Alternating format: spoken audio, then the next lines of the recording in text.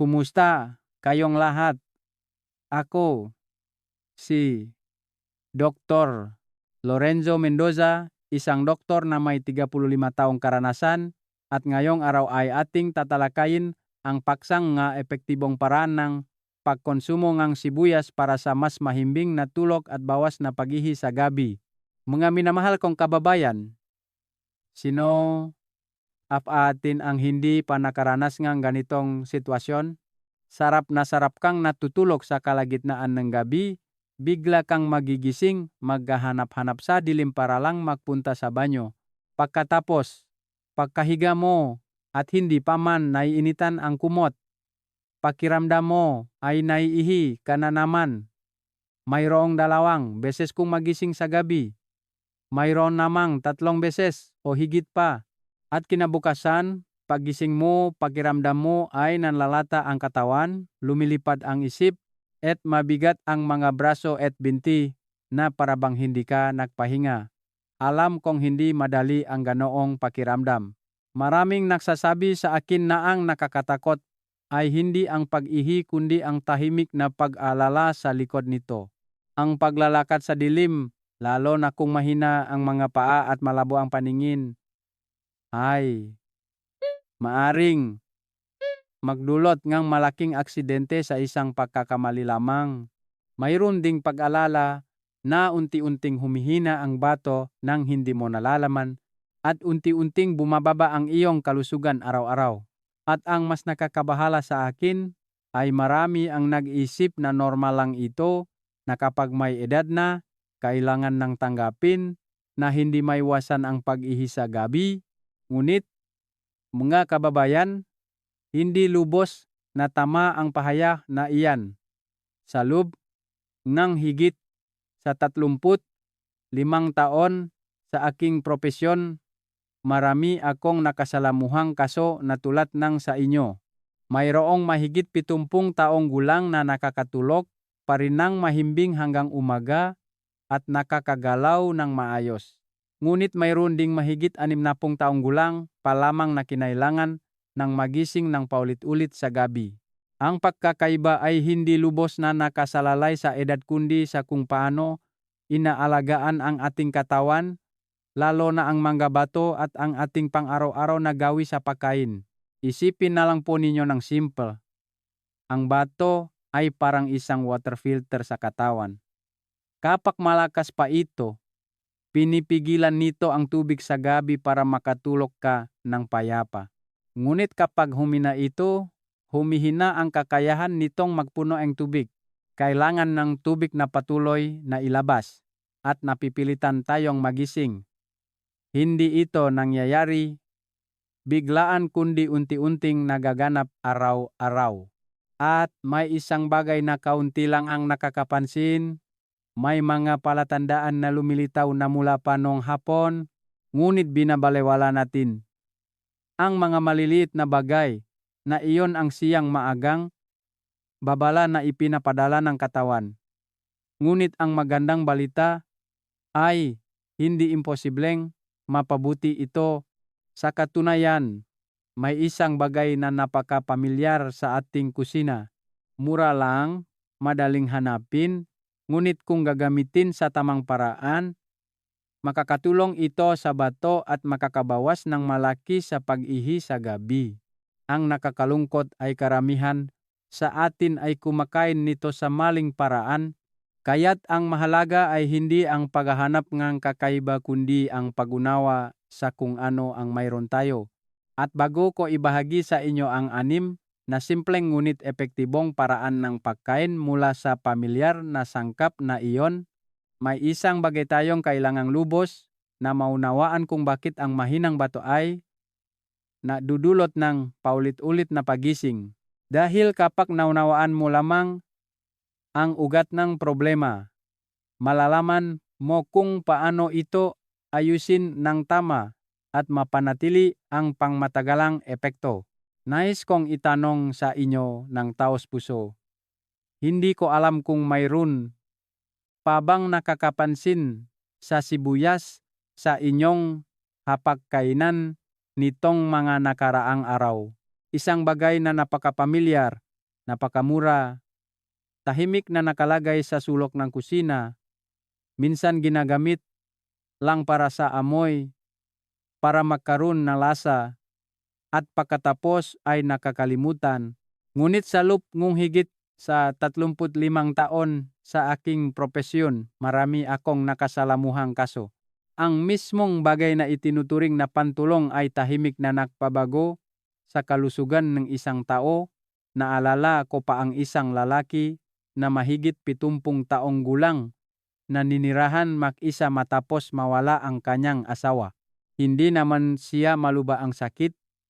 Tanging ang pinakamahirap para sa kanya ay ang pagising sa gabi para umihing 3 hanggang 4 na beses.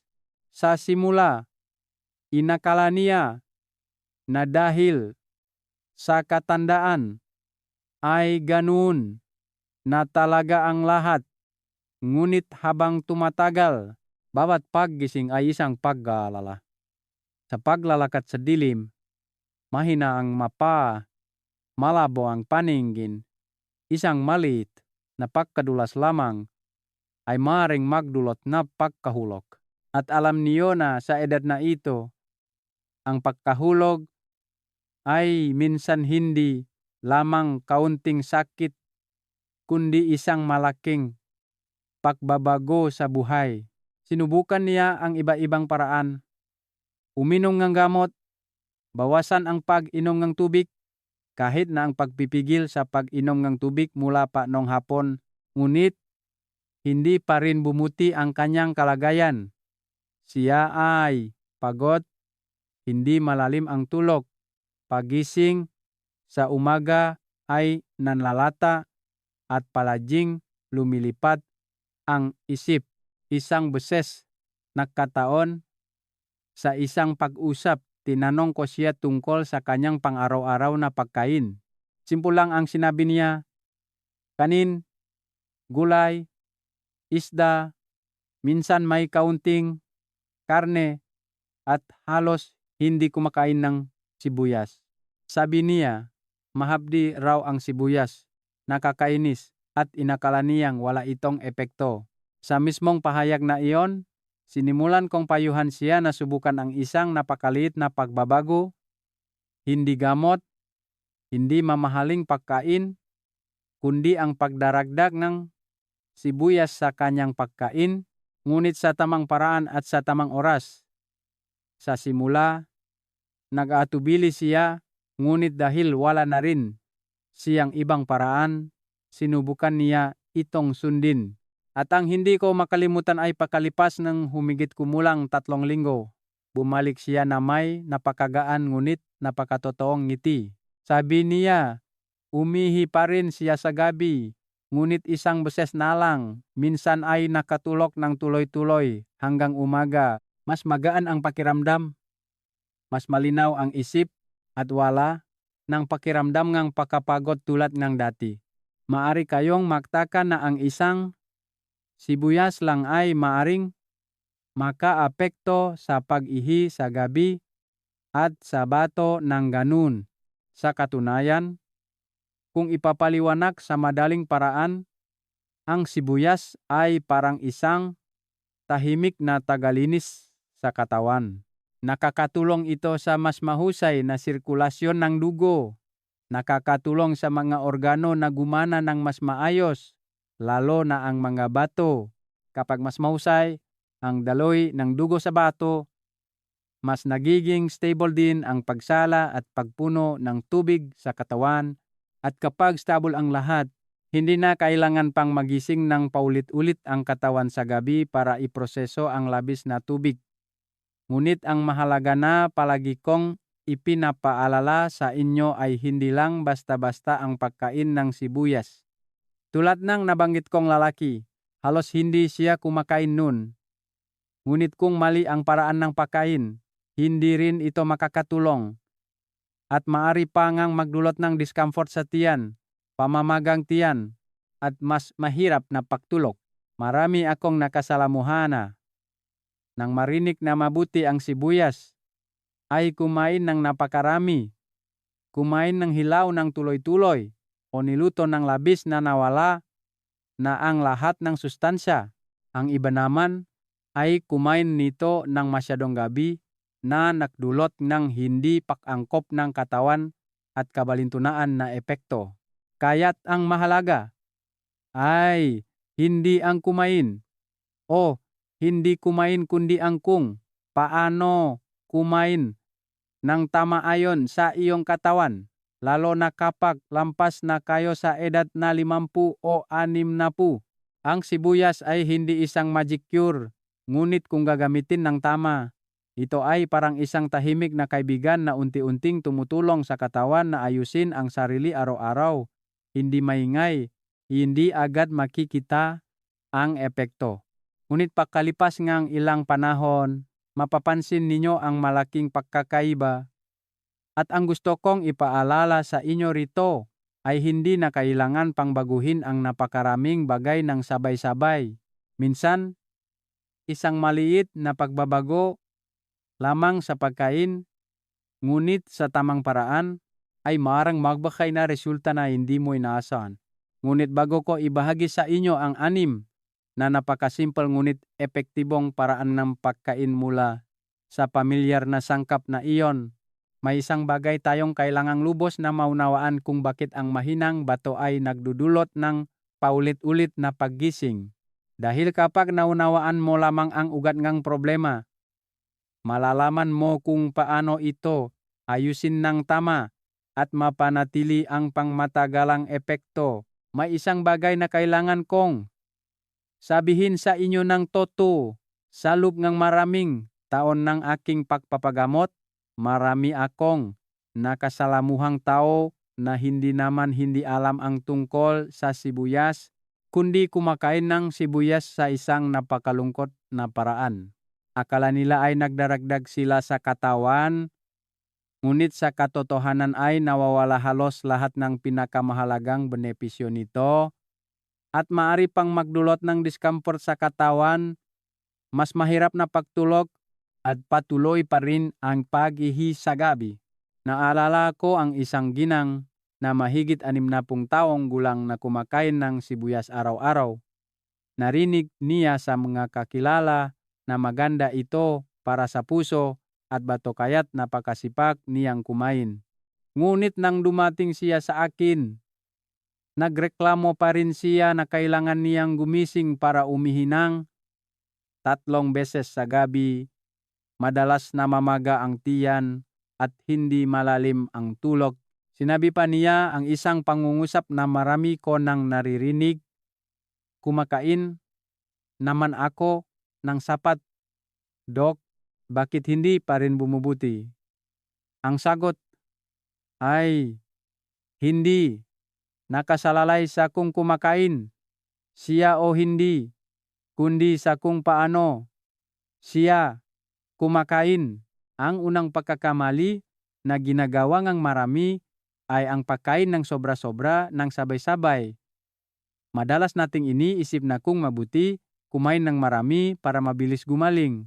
Ngunit ang katawan sa edad na ito ay hindi na tulad na dati.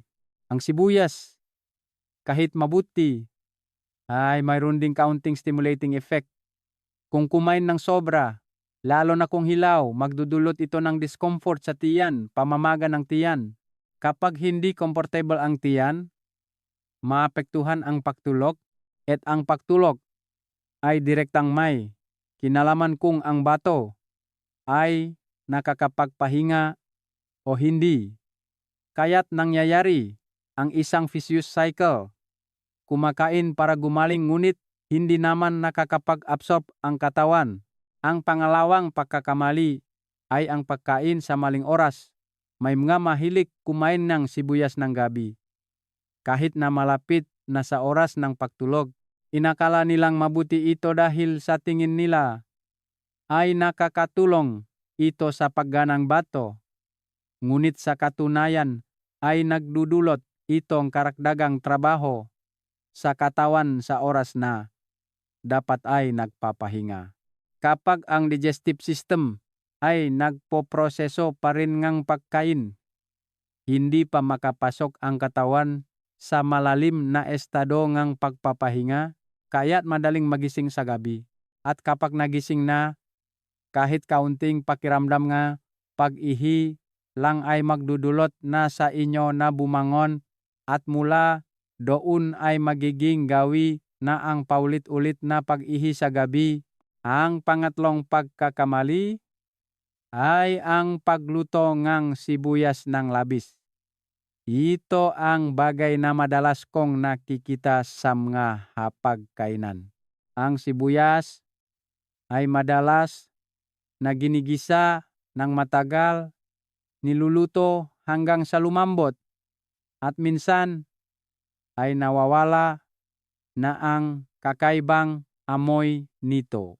Sa tingin ninyo ay mas madali itong kainin, ngunit sa katunayan, kapag naluto ng labis, maraming mahalagang sustansya ang nawawala. Ang mga sustansya na nakakatulong sa sirkulasyon ng dugo, nakakabawas ng pamamaga, at nakakatulong sa bato na gumana ng mas mahusay ay lubos na nababawasan. Kapag kinain, matamis lang ang lasa ngunit hindi na gaanong mahalaga tulad ngang dati. Ang pangapat na pagkakamali ay ang maling pagpares ng pagkain. Mayroong nagigisa ng sibuyas na may napakaraming mantika o kumakain kasama ng pagkain na napakaalat. Ito ay hindi sinasadyang nagdaragdang pasanin sa bato.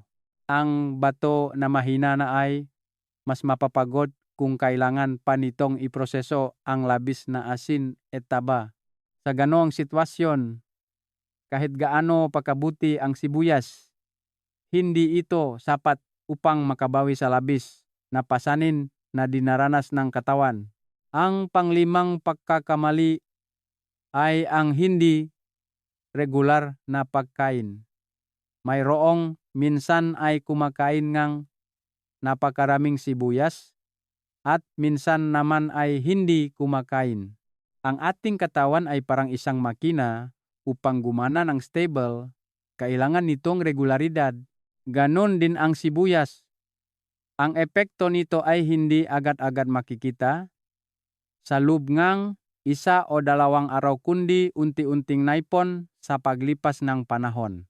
Kung kumain nga minsan-minsan lang, hindi makakaangkop ang katawan at hindi rin magiging malinaw ang epekto. Ang huling pagkakamali at ang pinaka-nakalulungkot para sa akin ay ang pagbalewala sa mga senyales ng katawan. Mayroong kumakain at nakakaramdam ng discomfort sa tiyan. Pakiramdam na mainit ang tiyan ngunit pinipilit pa ring kumain dahil sa tingin nila ay mabuti. Sa totoo lang, ang bawat tao ay may makakaibang kondisyon katawan. Ang mahalaga ay hindi ang piliting kumain tulad ng iba kundi ang marunong makinig sa sariling katawan. Kung hindi ito angkop, kailangan mong ayusin ang paraan ng pagkain at hindi lubos na sumuko. Nakikita ninyo pareho lang ang sibuyas, ngunit ang makakaibang paraan ng pagkain ay nagdudulot ng ganap na makakaibang resulta. Mayroong kumakain at gumagaling. Mas mahimbing ang tulog. Unti-unting nababawasan ang pag-ihi sa gabi. Ngunit mayroon ding kumakain ng matagal ngunit hindi nakakakitang pagbabago at maaari pang mas masama ang pakiramdam. Hindi ito dahil hindi mabuti ang sibuyas kundi dahil hindi natin lubos na naunawaan ang tamang paraan ng paggamit nito. At iyon din ang dahilan kung bakit gusto kong ibahagi sa inyo ng detalyado ang bawat partikular na paraan ng pagkain. Simple, madaling gawin ngunit angkop para sa katawan ng matatanda. Hindi komplikado, hindi mahal, kailangan lang ngang kaunting pagsasaayos ay makakapagdulot na ngang malinaw na pagkakaiba. Ngayon mismo, sisimulan ko ang unang paraan. Isang napakagaan at pinakamadaling paraan na gamitin ngunit nagdulot ng resulta na ikinagulat ng marami ng sinubukan nila. Iyon ay ang paggamit ng bahagyang pinakuluang sibuyas sa gabi, isang maliit na gawi ngunit maaring makatulong sa katawan na mag-relax at natural na mabawasan ang bilang ng pagising sa gabi. Mga minamahal kong kababayan, sa lahat ng paraan na itinuro ko sa aking mga pasyente, may isang paraan na napakasimple na marami ang pagkatapos marinig ay bahagyang ngumingiti at sinasabi sa akin na kung ganon, kaya ang lahat ang gawin iyon. Ngunit ang mismong pagiging simple na iyon ang siyang nagdudulot ng pinakamatibay na epekto. Iyon ay ang paggamit ng bahagyang pinakuluang sibuyas sa gabi. Naalala ko pa ang isang ginang na mahigit 60 taong gulang, malit at payat ang katawan, palaging mahina ang boses ngunit puno ng pag-alala. Lumapit siya sa akin hindi dahil sa malubhang sakit, kundi dahil sa isang bagay na napaka-pamilyar sa marami sa inyo rito. Iyon ay ang pagising sa gabi para umihing 3 beses, minsan 4 na beses. Sabi niya, ang nakakapagod ay hindi ang pag-ihi, kundi ang pakiramdam na pagkatapos bumangon ay hindi na makatulog muli. Nakahiga at nag-iisip at kinabukasan ay nanlalata ang katawan. Tinanong ko siya ng detalyado tungkol sa kanyang gawi sa pagkain sa gabi. Sabi niya, napakasimple lang ang hapunan niya. Pagkatapos kumain ay nagpapahinga na. Minsan kumakain ng prutas o uminom ng kaunting tubig bago matulog. Nang iminungkahi ko na subukan niyang magdagdag bahagyang pinakuluang sibuyas sa kanyang hapunan, medyo nagulat siya. Tinanong niya ako, sapat na ba ang pagpakulo lang? O kailangan lang bahagyang pagpakulo? Ngunit ang mahalaga ay hindi ang pagpakulo o hindi kundi ang kung paano pakuluin. Pakitandaan na ang sibuyas ay hindi dapat pakuluin ng masyadong matagal. Kailangan lang hiwain ng naayon sa gusto mong laki. Ilagay sa kumukulong tubig ng ilang minuto para bahagyang lumambot. Sa ganong paraan, mananatili pa rin ang kaunting crispiness ng sibuyas, ang natural na tamis nito, at ang pinakamahalaga ay mananatili ang mamahalagang sustansya sa loob. Bakit epektibo ang paraan na ito? Isipin na lang po ninyo ng ganito. Ang gabi ay oras na kailangan ng katawan na mag-relax. Kailangan itong maging magaang. Kung kakain ng mapakaing masyadong mabigat, maraming mantika, o mahirap tunawin, kailangan ng katawan na magtrabaho ng mas matindi, at kailangan din ng bato na mas magtrabaho para iproseso, ngunit iba ang bahagyang pinakuluang sibuyas. Madali itong tunawin at unting nakakatulong sa katawan na mag-relax. Ang mga natural na sustansya sa sibuyas ay may epekto na nakakatulong sa sirkulasyon ng dugo, nakakatulong sa mga daluyan ng dugo na bahagyang lumaki. Kapag maayos ang sirkulasyon ng dugo, mas mahusay ding napapakain ang bato. Mas epektibong gumagana ng hindi napapagod. Dahil dito, mas nagiging stable ang dami ng tubig sa katawan. Hindi ito naipon at hindi na kailangan pang paulit-ulit na gumising sa gabi para ayusin. Isang punto na hindi napapansin ng marami ay ang sibuyas kapag niluto ng bahagya ay mas banayad kaysa sa pagkain ng hilaw. Hindi na ito nagdudulot ng matinding iritasyon sa tiyan, hindi nagdudulot ng pamamaga ng tiyan. Mahalaga ito para sa mga matatanda dahil kahit kaunting discomfort lang sa tiyan ay makaapekto agad sa pagtulog. Naalala ko pa ang ginang na iyon. Pakalipas ngang humigit kumulang 2 linggo. Bumalik siya at sinabi ang isang napakasimpleng pangungusap ngunit nakaramdam akong init sa puso. Sabi niya, ngayon ay mas nakakatulog na ako, isang beses na lang kung gumising sa gabi, minsan ay nakakatulog ng tuloy-tuloy hanggang umaga. Mas gumaan ang pakiramdam ko, pagising sa umaga ay wala ng pakiramdam ngang bigat tulad ng dati. Nakikita ninyo, hindi naman ito malaking bagay, isang maliit na mangkok lang ng pinakuluang sibuyas sa hapunan, ngunit kung gagawin ng tama at regular, unti-unting ayusin ng katawan ang sarili, ngunit gusto ko ring paalalahanan kayong isang napakahalagang bagay. Huwag kumain ng sobra. Sa bawat pagkain, kailangan lang ang katamtamang dami, isang maliit na bahagi lamang. Ang sobrang pagkain ay magdudulot ng kabalintunaan na epekto. Magdudulot ng pamamaga ng tiyan at mahirap na pagtulog. Sa lahat ng bagay, ang sapat lang ang pinakamabuti. Bukod dito, napakahalaga rin ang oras ng pagkain. Dapat kumain kayo ng humigit kumulang 2 hanggang 3 oras bago ang oras ng pagtulog para makaroon ng oras ang katawan na tunawin, i-absorb at saka makapasok sa pagtulog. Kung kumain ng masyadong malapit sa oras ng pagtulog, kahit na magaan na pagkain, maaring hindi palubos na nakakapagpahinga ang katawan. May isa pa akong bagay na madalas kong sinasabi sa inyo, huwag umasa nga agad na epekto. Ang ating katawan ay sanay sa isang gawi sa loop ngang maraming taon kaya kailangan ng oras upang magbago. Ngunit kung maging matiyaga kayo, sa loob lamang ng ilang linggo, ay magsisimula na kayong makakita ng malinaw na pagkakaiba. At kapag nakita na ninyo ang epekto mula sa isang simpleng paraan, magkakaroon kayo ng mas maraming tiwala upang ipagpatuloy ang pagsubo ng iba pang paraan na mas angkop para sa inyong katawan. Kaya kung hindi ninyo gusto ang pinakuluang sibuyas o gusto ninyong magpalit para hindi magsawa, mayroon pa ring isa pang paraan na napakagaan at makakatulong pa sa mas malalim na pagtulog. Iyon ay ang pagluto ng sibuyas bilang isang magaang sabaw. Madaling kainin at nakakatulong sa katawan na mag-relax. At iyon din ang ibabahagi ko sa inyo sa susunod na bahagi.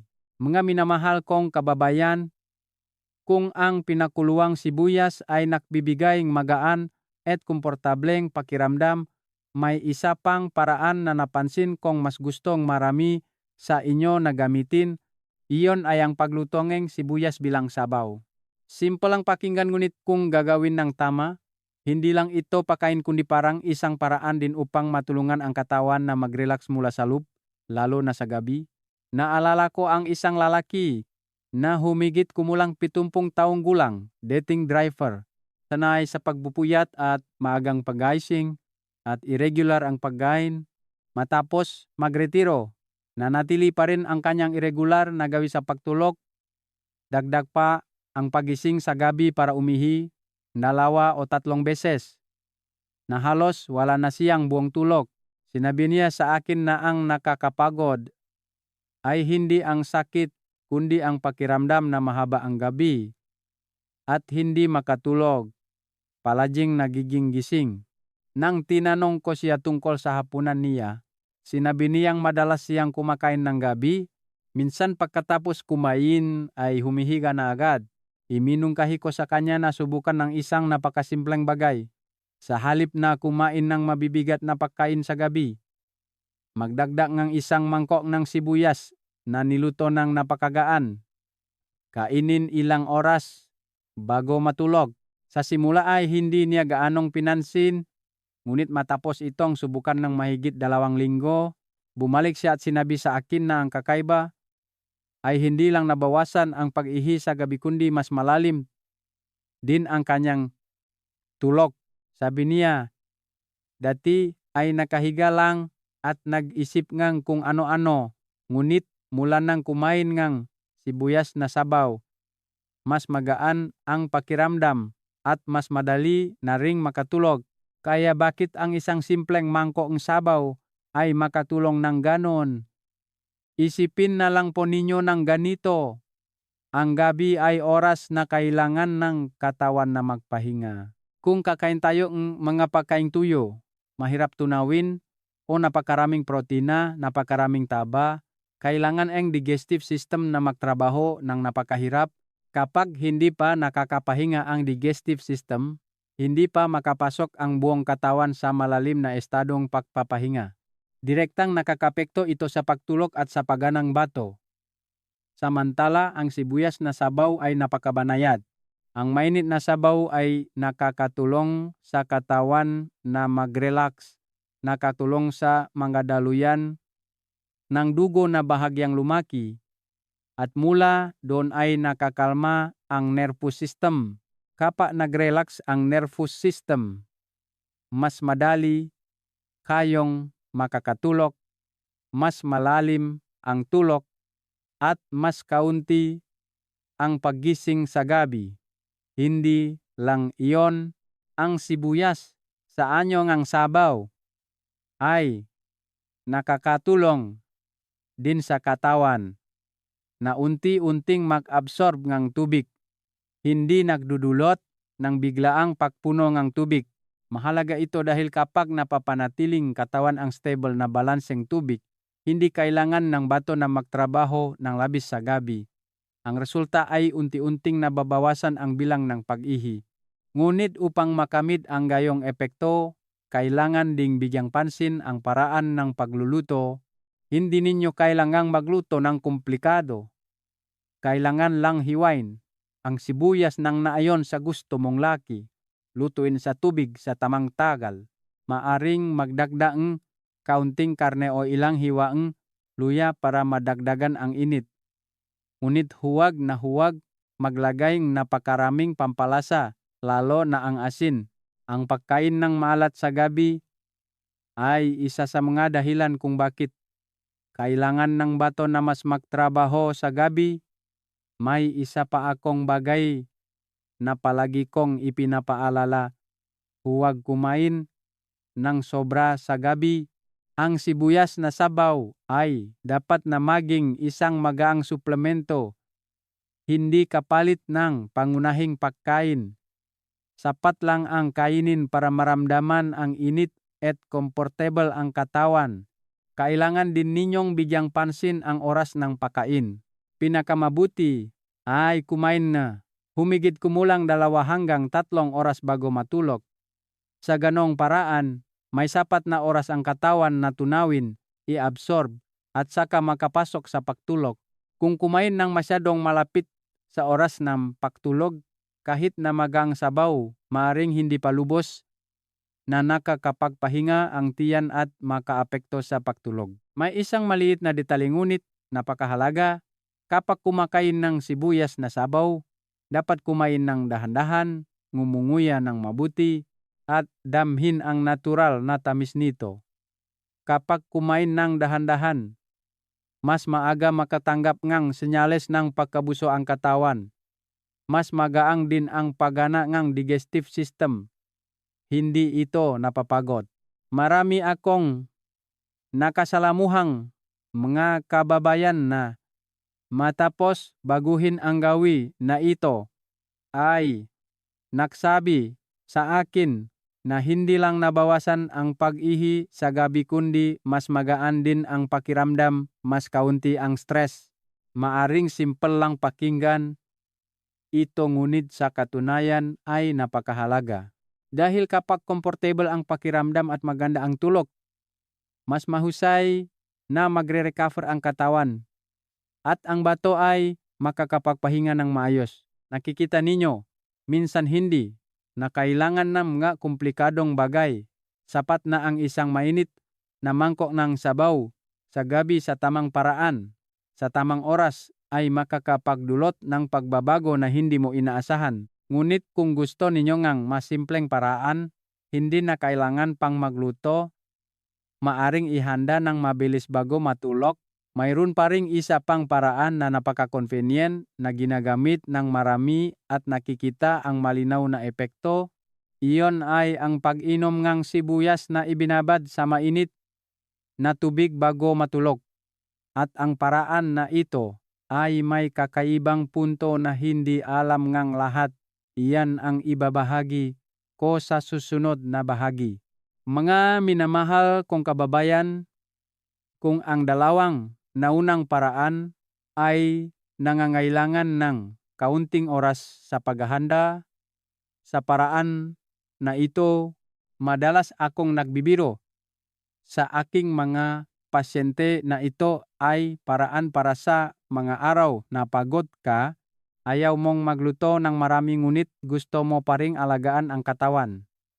Iyon ay ang sibuyas na ibinabad sa mainit na tubig at iniinom bago matulog.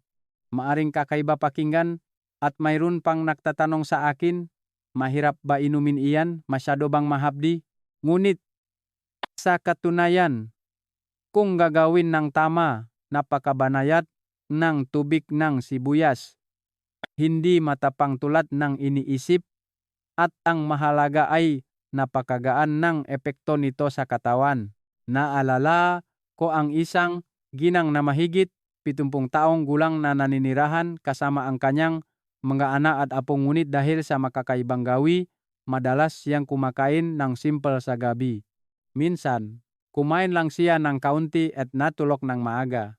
Ngunit ang pinakamahirap para sa kanya ay ang pag-ihi sa gabi. Minsan gumigising siyang 3 beses, minsan 4 na beses. Bawat pagising ay isang pag-aalala, lalo na kapag malamig ang panahon, nanginginig ang katawan, at hindi na matatag ang paglalakad tulad ng dati. Sinabi niya sa akin na ayaw niyang abalahin ang kanyang mga anak at apo kaya tahimik lang siyang nagtitis. Nang marinig ko iyon, nag-alala rin ako. Matapos alamin ang kanyang ngagawi, tinuruan ko siya ngang pinakasimpleng paraan na ito. Kailangan lang kaunting sibuyas at mainit na tubig bago matulog. Napakadali lang gawin. Kailangan lang kumuhang kaunting sibuyas, hiwain ng manipis, ilagay sa isang baso ang mainit na tubig. Hindi na kailangan pang masyadong mainit. Hayaan ng humigit kumulang 10 hanggang 15 minuto para matunaw ang mga sustansya sa sibuyas sa tubig. Pagkatapos, inumin ang tubig na iyon. Ang sibuyas ay maaring kainin o itapon depende sa gusto. Ang mahalaga rito ay hindi ang pag-inom ngang napakarami, kundi ang pag-inom ngang katamtamang dami. Isang maliit na baso lamang, sapat para matanggap ngang katawan ng hindi napapagod. Pagkalipas ngang humigit kumulang 2 linggo, bumalik ang ginang at nakipag-usap sa akin, mas magaan na ang boses. Sinabi niya na gumigising pa rin siya sa gabi, ngunit 1 hanggang 2 beses na lang. Minsan ay mas mahaba ang tulog kaysa dati, mas magaan din ang pakiramdam, at mas komportable pagising sa umaga. Maari kayong magtaka kung bakit ang isang simpleng basoeng tubig ay makakatulong ng ganun. Sa katunayan, kapag ang sibuyas ay ibinabad sa mainit na tubig, ang mga sustansya sa loob nito ay unti-unting matutunaw. Ang mga sustansya na ito ay nakakatulong sa nervous system, nakakatulong sa sirkulasyon ng dugo, lalo na sa bahagi ng bato at urinary tract. Kapag maayos ang sirkulasyon ng dugo, mas stable ang paggana ng bato, hindi ito napapagod sa gabi. Bukod dito, nakakatulong din ang mainit na tubig sa katawan na mag-relax. Pansinin ninyo, kapag uminom kayo ng konting mainit na tubig bago matulog, mas gagana agad ang pakiramdam. Kapag sinamahan ng sibuyas, natural na tumataas ang epektong ito. Isang napakagandang puntongang paraan na ito ay hindi nito pinapagod ang tiyan tulad ng pagkain. Para sa mga kumakain ng kaunti sa gabi o may mahinang digestive system, ito ay napakaangkop na pagpipilian. Nakukuha pa rin ng tawan ang benepisyo ng hindi nabibigatan ang tiyan. Gayunpaman, gusto ko ring paalalahanan kayo ang ilang maliliit ngunit napakahalagang bagay. Una, huwag uminom ng sobra. Iniisip ng marami na mas marami ang inumin. Mas mabuti Ngunit ang sobrang pag-inom ng tubig malapit sa oras ng pagtulog ay isa sa mga dahilan kung bakit kailangan pang gumising at tumihi ng mas madalas. Kaya't kailangan lang ng katamtamang dami, sapat para maabsorb ng katawan. Pangalawa, ang oras ng pag-inom. Pinakamabuti ay uminom ng humigit kumulang 1 hanggang 2 oras bago matulog para magkaroon ng oras ang katawan na ayusin ang sarili, iwasan ang pag-inom at agad na pagtulog. Pangatlo, makinig sa katawan. Kung pagkatapos uminom ay nakakaramdam ka na discomfort sa tiyan o hindi ito angkop, maaari mong bawasan ang dami o lumipat sa ibang paraan. Ang bawat tao ay may magkakaibang kondisyon ng katawan. Hindi lahat ng paraan ay angkop para sa lahat. May isang bagay na gusto kong ibahagi sa inyo. Ang mga paraan na tulad nito ay hindi agad-agad na magic. Ngunit ito ay parang isang tahimik na pangangalaga araw-araw. Unti-unti araw-araw, unti-unting magbabago ang katawan. Marami akong nakasalamuhang tao na dahil sa pagiging matiyaga sa mga maliliit na gawi na tulad nito ay bumuti ang pagtulog, nabawasan ang pag-ihi sa gabi, at mas komportable ang pamumuhay. Ang mahalaga ay hindi ang paggawa ng marami kundi ang paggawa ng regular. Ngunit hindi lahat ay gusto ang pag-inom ng tubig ng sibuyas. Mayroong nakakaramdam ng konting discomfort sa amoy o gusto lang kumain ng isang bagay na mas pamilyar, mas madaling kainin sa pang-araw-araw na pagkain. Kung ganoon, may isa pang paraan na mas masarap, mas madaling kainin, at may kasamang isa pang napakapamilyar na sangkap sa kusina na nakakatulong na madagdagan ang epekto ng malinaw. Iyon ay ang bahagyang ginisa na sibuyas na may itlog, isang pagkain na naniniwala akong mas magiging pamilyar sa marami sa inyo at mas detalyado kong ibabahagi sa susunod na bahagi. Mga minamahal kong kababayan, may isang paraan na napansin kong napakaangkop sa gawi ng pagkain ng mga Pilipino. Iyon ay ang bahagyang ginisa na sibuyas na may itlog. Hindi lang ito isang pamilyar at madaling lutuing pagkain kundi kung lubos na naunawaan at ginagawa ng tama.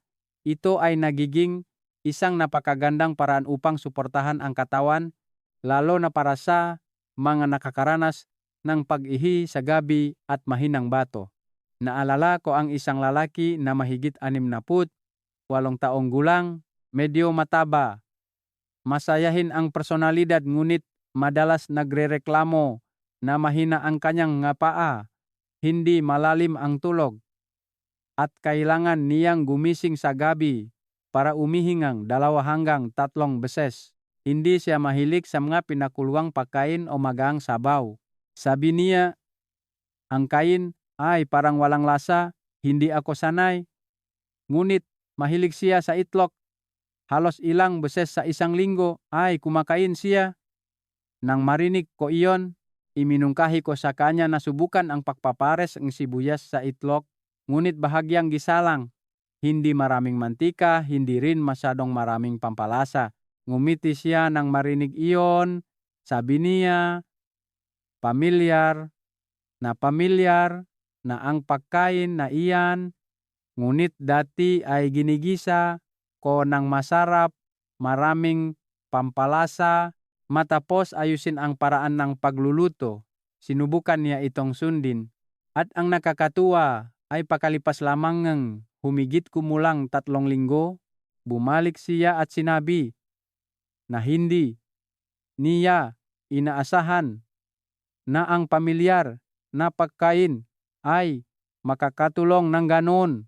Sabi niya, gumigising pa rin siya sa gabi, ngunit nabawasan na sa 1 hanggang 2 beses, mas gumaan ang pakiramdam at mas malalim ang tulog kaysa dati. Nakikita ninyo, minsan hindi ito bagong pagkain, kundi ang paraan ng pagluluto ng pamilyar na pagkain sa isang paraan na mas angkop sa katawan. Kaya bakit ang sibuyas na ginisa sa itlog ay makakatulong ng ganon? Isipin na lang po ninyo ng ganito. Ang sibuyas ay nakakatulong sa sirkulasyon ng dugo, nakakatulong sa bato na gumana ng mas stable, at ang itlog naman ay isang napakadaling i-absorb na pinagmulan ng protina, nakakatulong sa pagpapakain ng katawan, lalo na ang mga kalamnan at mga panlup na organo. Kapag pinagsama ang dalawang ito, lumilikha ito ngang isang napakagandang balanse, magaan ngunit sapat ang sustansya. Sa edad ninyo, hindi na kailangan ng katawan na kumain ng sobra kundi kailangan ng tamang pagkain. Ang itlog ay nagbibigay ng stable na enerhiya, hindi nakpapataas ng blood sugar ng mabilis. Nakakatulong sa katawan na hindi mapagod. Kapag mas malusog ang katawan, mas magkakasama ang pagana ng mga organo, kasama na ang bato. Isang mahalagang punto pa ay kapag kumain ng sapat na magang protina tulad ng itlog, mapapanatili ng katawan ng stable na kondisyon, hindi mawawalan ng lakas sa gabi. Maaring simple lang pakinggan ito ngunit malaki ang epekto nito sa pagtulog. Kapag hindi nagugutom ang katawan ng lihim, hindi kulang sa sustansya. Mas malalim ang tulog, mas kaunti ang pagising, at mula doon ay nababawasan ang bilang ng pagising sa gabi. Ngunit upang makamit ang epektong ito, napakahalaga ang paraan ng pagisa. Huwag gumisa ng napakaraming mantika. Kailangan lang kaunting mantika na bahagyang mainit. Pagkatapos ay ilagay ang sibuyas at mabilis na haluin. Kapag bahagyang lumambot ang sibuyas at malutong pa rin, ilagay ang itlog, haluin ng mabuti at patayin ang apoy. Huwag gumisa ng masyadong matagal dahil mawawala ang mga mahalagang sustansya sa sibuyas. Ang pampalasa ay dapat na napakagaan. Kailangan lang kaunting asin o bahagyang patis. Huwag masyadong damihan. Ang pagkain ng maalat ay isa sa mga dahilan kung bakit kailangan ng bato na mas magtrabaho, lalo na sa gabi. May isa pa akong gustong paalalahanan. Dapat kainin ang pagkain na ito sa maagang hapunan. Huwag masyadong gabi. Pinakamabuti ay humigit kumulang 2 hanggang 3 oras bago matulog. Sa ganoong paraan ay may oras ang katawan na tunawin, i-absorb at saka magpahinga. Hindi rin ninyo kailangan kumain ng sobra. Isang maliit na bahagi lang ay sapat na. Ang layunin ay suportahan ang katawan, hindi ang kumain ng labis para mabusog. Ang pagkain ngang sapat lang ay makakatulong sa katawan na maging mas magaan, mas madaling makatulog. May isang detalye na hindi napapansin ngang marami. Kapag kinakain ang pagkain na ito ng regular, unti-unting masasanay ang katawan at iaayos ang biological rhythm. Sa simula ay maaring hindi pa malinaw, ngunit pagkalipas ng ilang panahon, mapapansin ninyo na mas kaunti kayong gumigising, mas malalim ang bawat tulog, at lalo na ay wala ng pakiramdam ngang pagkapagod sa umaga. Marami akong nakasalamuhang mga kababayan na nagsasabi na kapag nakakatulog, sila ngang isang buong tulog, malaki na ang pinagbago ng kanilang buhay, mas magaan ang pakiramdam, mas matatak din ang paglalakad, pala ng pakalalatuang kabi. Ngunit gusto ko ring sabihin sa inyo ng totoo, hindi lahat ay angkop sa ginisang pagkain. Mayroong nakakaramdam ng discomfort kahit kaunting mantika. O gusto lang humanap ng mas magaang paraan, mas natural pa. Kung ganon, may isa pang paraan na maaring mas matinding ang kaunti, ngunit kailangan itong gamitin sa tamang dosis. Iyon ay ang pagkain na hilaw na sibuyas. Isang paraan na kung gagawin ng tama ay maaring magbigay ng malinaw na epekto, ngunit kung gagawin ng mali ay madaling magdulot ng discomfort. At iyan ang mas detalyado kong ibabahagi sa inyo sa susunod na bahagi. Mga minamahal kong kababayan, sa lahat ng paraan na ibinahagi ko, Marahil ito ang paraan na pinakanakakapaktaka at kinatatakutan ng marami. Iyon ay ang pagkain ng hilaw na sibuyas. Pagkarinig nito, mayroong agad na kukunot ang no dahil sa isip nila ay ang mahapdi. Anghang na lasa at madaling magdulot ng discomfort. Ngunit dahil sa pagpapanatiling natural na estado nito, ang hilaw na sibuyas ay naglalaman ngang lahat ng pinakamahalagang sustansya sa loob. Naalala ko ang isang lalaki na humigit kumulang 65 taong gulang, payat at nagtatrabaho sa isang maliit na negosyo. Mayroon siyang gawin na madalas kumain ng mabilis. Minsan kumakain, minsan hindi. At sa gabi ay hindi malalim ang tulog. Bawat 1 o 2 oras ay gumigising at umiihi na rin. Sabi niya, minsan ay hindi naman talaga naihi. Ngunit dahil nagising na, umiihi na rin. Kaya't normal na ang 3 o 4 na pagising sa gabi. Nang tinanong ko siya tungkol sa kanyang gawi sa pagkain, sinabi niyang halos hindi siya kumakain ng hilaw na sibuyas dahil nahihirapan siyang kainin. Iminungkahi ko sa kanya na subukan ang isang napakasimpleng paraan. Hindi na kailangan pang kumain ng marami. Kailangan lang kaunting dami, ngunit sa tamang paraan. Sa simula ay umiling siya, ngunit pagkatapos ay dahil gusto niya ring mapabuti ang pagtulog. Sinubukan niya itong sundin. At ang ikinagulat niya ay pagkalipas lamang ng maikling panahon, mas magaan ang pakiramdam, mas malalim ang tulog, at malinaw na nabawasan ang bilang ng pagising sa gabi. Maari kayong magtaka kung bakit ang hilaw na sibuyas ay may ganitong epekto. Sa katunayan, kapag hilaw pa ang sibuyas, ang natural na sustansya sa loob nito ay hindi pa nawawala dahil sa init. Ang mga sustansya na ito ay nakakatulong ng napakahusay sa sirkulasyon ng dugo. Nakakatulong sa mga daluyan ng dugo na bahagyang lumaki at nakatulong sa mas mahusay na daloy ng dugo sa bato. Kapag maayos na napapakain ang bato, mas stable din ang kakayahan nitong magpuno ng tubig at mag-regulate ng tubig sa katawan, at mula doon ay nababawasan ang kondisyon ng pag-ihi sa gabi. Bukod dito, ang hilaw na sibuyas ay mayroon ding kakaibang punto na nakakatulong na malinis ng bahagya ang panloob na sistema ng katawan. Ito ay parang isang tahimik na paglilinis. Nakakatulong sa katawan na gumana ng mas maayos. Kapag maayos ang paggana ng katawan, mas malalim din ang pagtulog, mas kaunti ang pagising. Ngunit kailangan kong bigyang diin sa inyo ang isang napakahalagang bagay. Ang pagkain ng hilaw na sibuyas ay hindi ibig sabihin na mas marami, mas mabuti.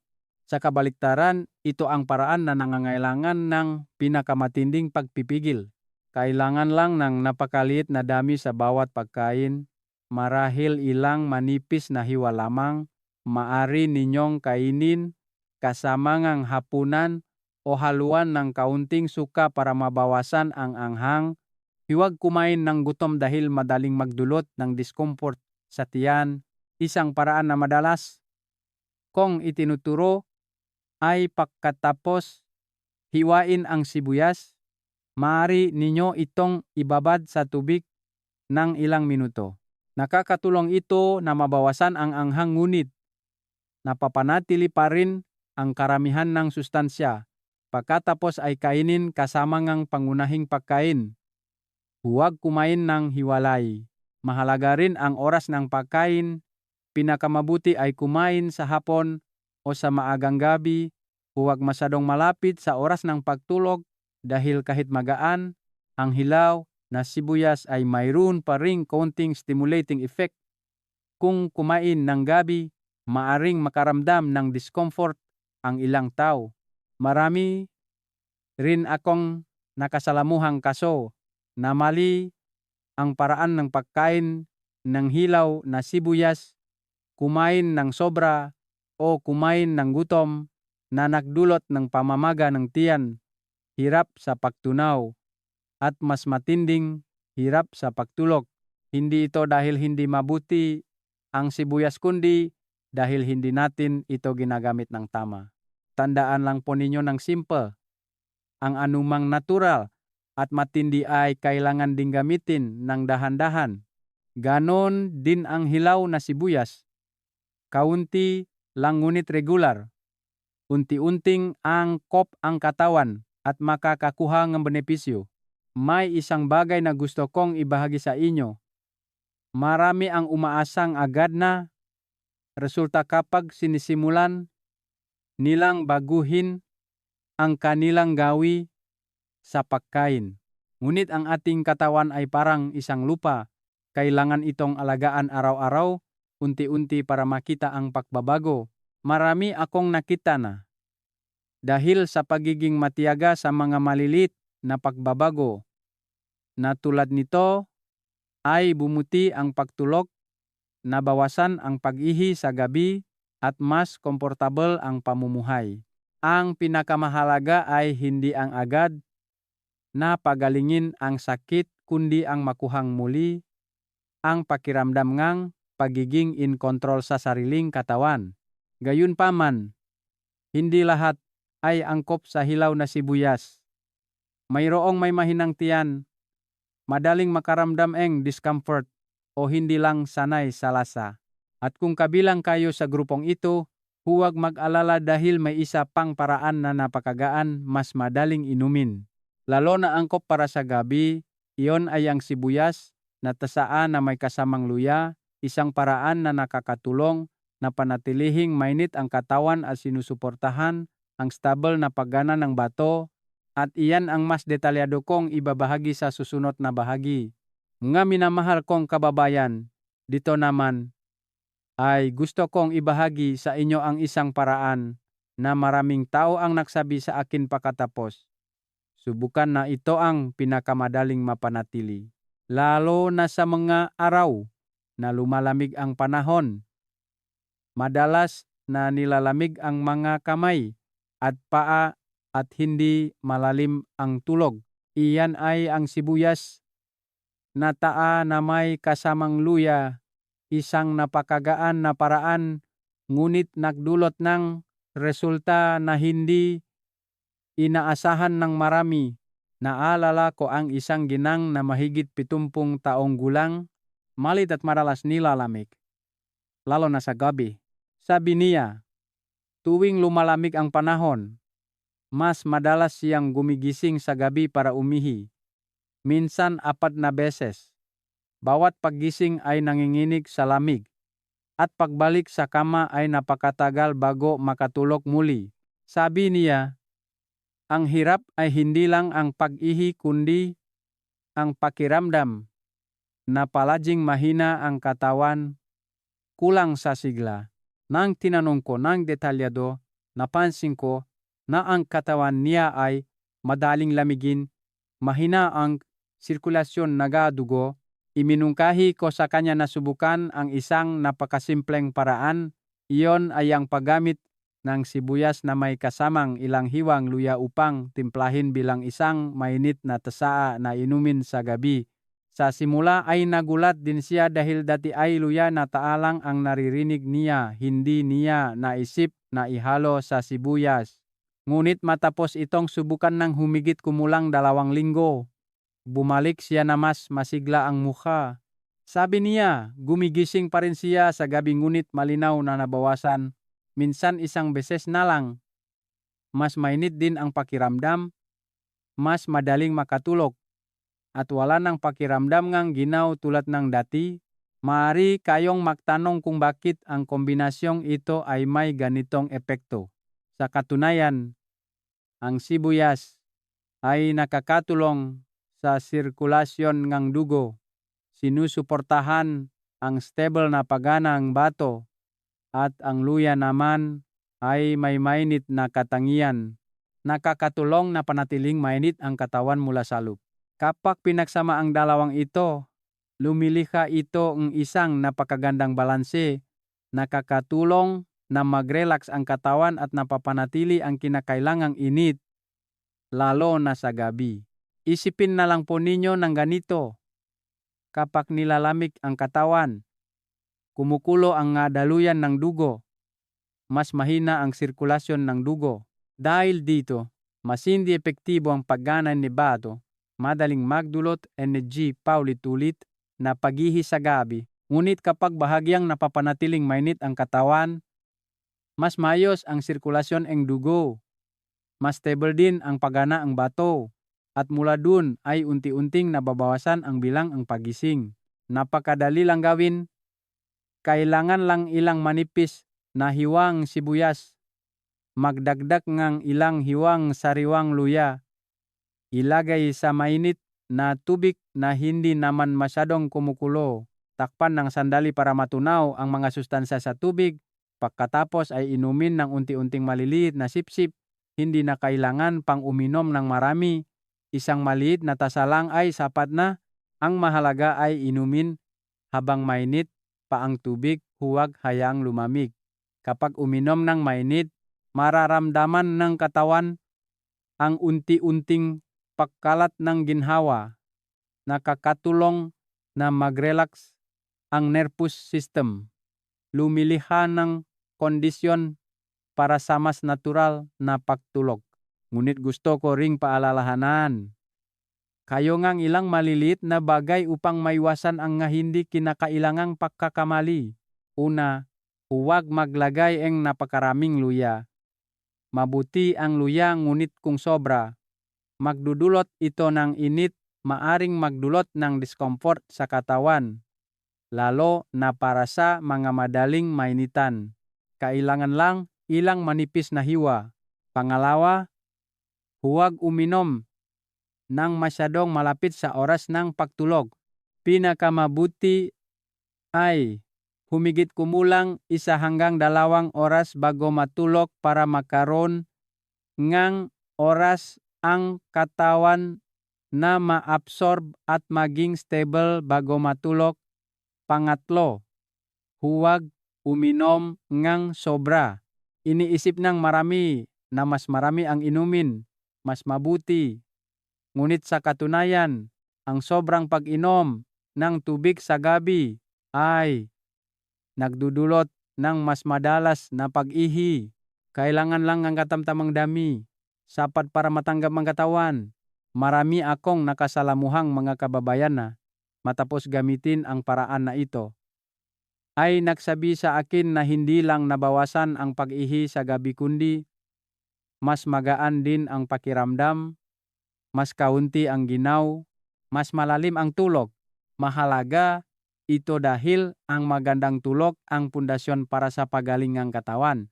Subukan ninyong isipin, kapag nakakatulog kayo ng isang buong tulog, pagising sa umaga ay magaan ang pakiramdam, malinaw ang isip, malaki na ang pinagbago ng buong araw, mas matatag din ang paglalakad, mas komportable din ang pakiramdam. Ngunit gusto ko ring sabihin sa inyo na hindi lahat ay kailangan ang paraan na ito. Mayroong natural na hindi nilalamig ang katawan, hindi angkop sa luya, kaya maaring pumili ngang mas magaang paraan tulad ng pinakuluang sibuyas o sibuyas na sabaw tulad ng ibinahagi ko dati. Ang mahalaga ay hindi ang pagpilingang pinakamabuting paraan kundi ang pagpilingang pinakaangkop na paraan para sa iyong katawan. At bago ninyo ipagpatuloy ang paggamit ng paraan na ito, may isang napakahalagang bagay na kailangan kong ibahagi. Iyon ay ang pag-unawa kung bakit ang mahinang bato ay nagdudulot ng pag-ihi sa gabi. Kapag naunawaan ninyo ito, malalaman ninyo kung paano ayusin ang inyong magagawi sa pamumuhay ng mas mahusay, hindi lang nakasalalay sa pagkain, at iyan din ang mas detalyado kong pag-aralan kasama ninyo sa susunod na bahagi.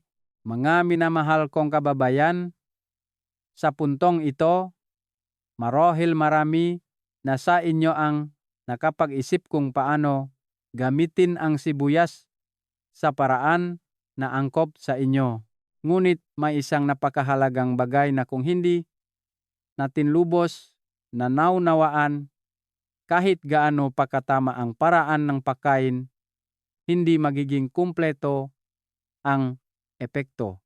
Iyon ay kung bakit ang mahinang bato ay nagdudulot ng paulit-ulit na pagising para umihi sa gabi. Madalas kong sinasabi sa inyo na ang bato sa ating katawan ay parang isang masipag na water filter.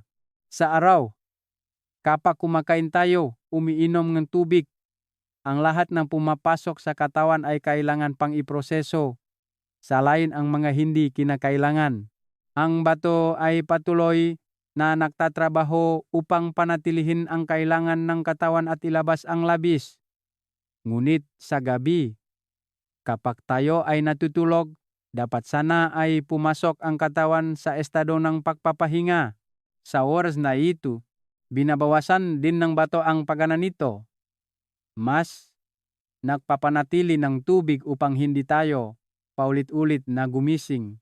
Ang malalim na tulog ay oras na ang katawan ay nagre-recover, nag-ayos, namga bahagi na napagod sa araw. Nagunit kapag mahina ang bato, nagugulo ang mekanismo na ito. Naalala ko ang isang lalaki na mahigit 70 taong gulang na dati ay napakalakas. Nagtatrabaho sa buong araw nang hindi napapagod. Ngunit pagtanda niya ay nagsimula siyang magreklamo na kailangan niyang gumising sa gabi para umihing 3 o 4 na beses. Inakala niya na dahil sa sobrang pag-inom ng tubig kaya't binawasan niya ang pag-inom, ngunit hindi pa rin bumuti. Nang suriin ng mas detalyado, ipinaliwanag ko sa kanya na ang problema ay hindi ang dami ng tubig, kundi ang paraan ng pagana ng bato. Isipin na lang po ninyo ng ganito.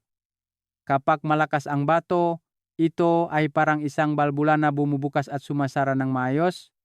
Sa araw ay bumubukas para magsala, sa gabi ay sumasara para magpuno ng tubig. Ngunit kapag may naang bato, hindi na makapakpuno ang balbula na iyon tulad na dati. Hindi napipigilan ang tubig kundi unti-unting lumalabas na nagdudulot ng mabilis na pagpuno ng pantok at kailangan nating gumising para umihi. Nangyayari ito ng tahimik sa simula ay maring isang beses lang sa gabi, pagkatapos ay 2 beses, pagkatapos ay 3 beses. Maraming kababayan ang nag-iisip na normal lang iyon sa katandaan kaya't hindi nila pinapansin, ngunit sa katunayan, iyon ay senyales na nagsasalita ang katawan. Hindi lang iyon, ang mahinang bato ay nakakaapekto rin sa maraming iba pang bagay na maaring hindi ninyo napapansin. Halimbawa, ang pakiramdam ng pagkapagod sa umaga kahit sapat ang tulog ngunit nanlalata pa rin o madaling nilalamig ang kamay at paa. Lalo na sa gabi, mayroon pang nakakaramdam ng bahagyang pamamaga ng paa sa dulo ng araw. Ang lahat ng iyon ay may kinalaman sa hindi na maayos na pag-regulate ng tubig at dugo ng bato tulad ng dati. May isa pa akong madalas na nakikita. Maraming kababayan ang nag-iisip na ang madalas na pag-ihi ay dahil sa sobrang pag-inom ng tubig. Ngunit sa katunayan, mayroong nga umiinom ng napakalit na tubig ngunit kailangan pa ring gumising ng paulit-ulit. Ito ay dahil hindi makapagpuno ng tubig ang katawan at hindi dahil sa sobrang tubig. Naalala ko ang isang ginang na mahigit 60 taong gulang na dahil sa takot sa pag-ihi sa gabi ay nilimitahan ang pag-inom ng tubig mula pa noong hapon. Inakala niya na sa ganoong paraan ay mababawasan ang pagising sa gabi. Ngunit ang resulta ay palaging pagod ang katawan, tuyo ang bibig, tuyo ang balat, at sa gabi ay kailangan pa ring gumising ng 2 o 3 beses. Ipinapakita nito na ang problema ay hindi nakasalalay sa tubig kundi sa paraan ng pagpoproseso ng tubig ng katawan. Kapag mahina ang bato, nawawalan ng balanse ang katawan. Sa araw ay maaring hindi malinaw, ngunit sa gabi ay doon lumalabas ang lahat ng malinaw. At bawat pagising ay hindi lang pag-ihi kundi nakakaabala rin sa pagtulog. Subukan ninyong isipin, kapag ang tulog ay nahati sa maraming maliliit na bahagi, hindi makapag-recover ang katawan. Pagising sa umaga ay pagod, hindi malinaw ang isip, at hindi rin matatak ang paglalakad. Sa kalaunan, humihina ang kalusugan ng hindi mo nalalaman kung bakit. Kaya ang pagsuporta sa bato ay hindi lang para mabawasan ang pag-ihi sa gabi kundi para mapanatili ang buong tulog, mapanatili ang kalinawan ng isip at sigla sa susunod na araw. Ang mga paraan ng paggamit ng sibuyas na ibinahagi ko sa mga naunang bahagi ay sa katunayan ay para suportahan ang katawan na muling ayusin ang balanseng ito. Hindi ito pamimilit sa katawan kundi ang pagtulong dito na bumalik sa natural nitong estado. Ngunit gusto ko ring maunawaan ninyo na ang pagkain ay isang bahagi lamang. Kung sa pang-araw-araw na pamumuhay ay patuloy pa rin tayong may mga hindi angkop na gawi, hindi magiging ayon sa inaasahan ang epekto. At iyan ang gusto kong ibahagi sa inyo. Ang mga gawi na tila walang pinsala sa gabi ngunit unti-unting nagpapahina sa bato araw-araw na nagdudulot ng mas matinding pag-ihi sa gabi na hindi napapansin ng marami. Mga minamahal kong kababayan, may isang bagay na kailangan kong sabihin ng totoo sa napakaraming kaso na nakasalamuhan ko.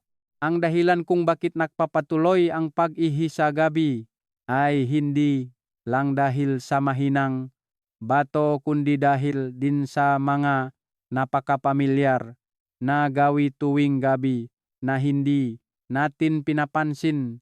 Ang mga gawi na ito ay hindi agad nagdudulot ng pinsala, hindi agad nagdudulot ng sakit. Ngunit tahimik nitong pinapagot ang bato, unti-unting pinapahina sa paglipas ng panahon. Naalala ko ang isang lalaki na mahigit 60 taong gulang na araw-araw ay may gawi na uminom ng napakaraming tubig pagkatapos kumain ng hapunan. Sabi niya sa akin na mabuti ang pag-inom ng maraming tubig, nakakatulong sa pagsala ng bato. Maaring tama ang pakinggan ngunit ang problema ay ang oras. Kapag uminom ang sobrang tubig sa gabi, lalo na malapit sa oras ang pagtulog, hindi agad maproseso ang katawan ang lahat.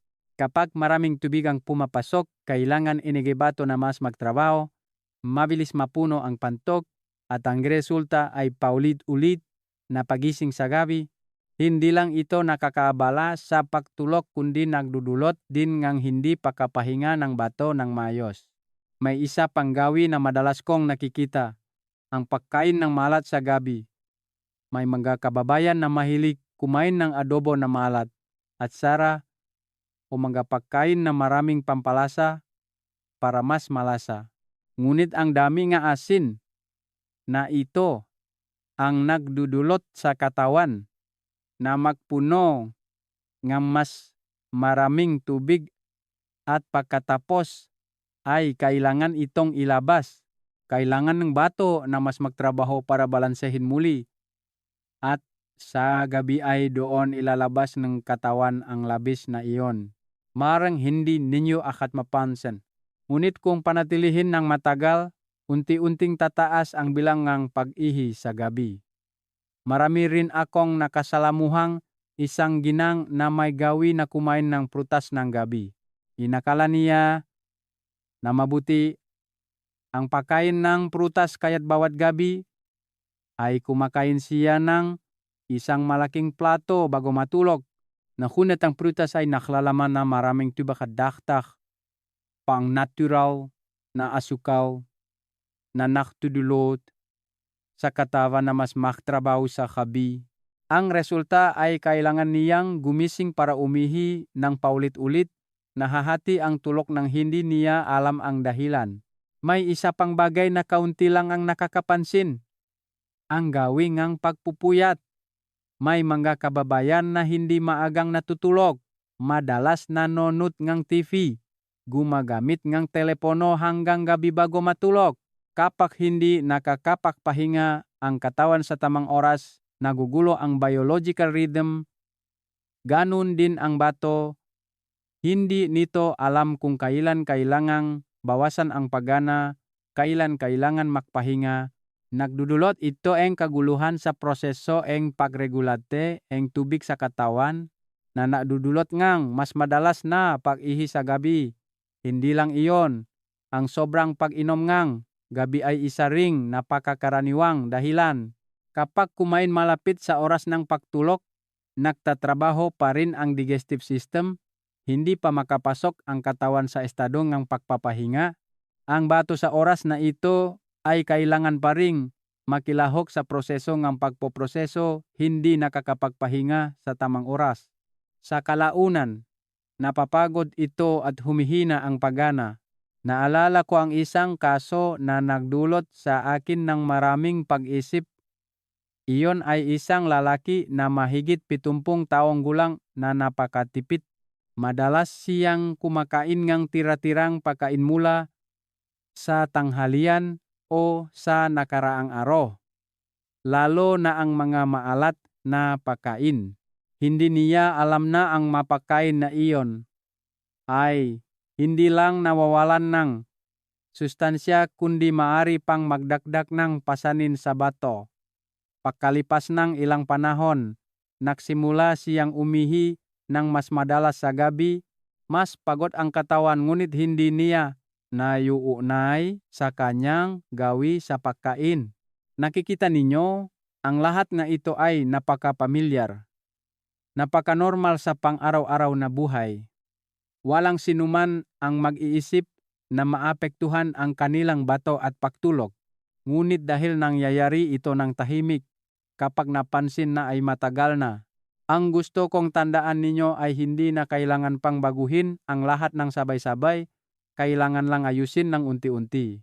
Halimbawa, bawasan ang dami ng tubig sa gabi, kumain ng bahagyang maalat, kumain ng bahagyang maaga, matulog ng bahagyang maaga. Ang mga maliliit na pagbabago na ito, kapag pinagsama, ay magdudulot ng malaking pagkakaiba.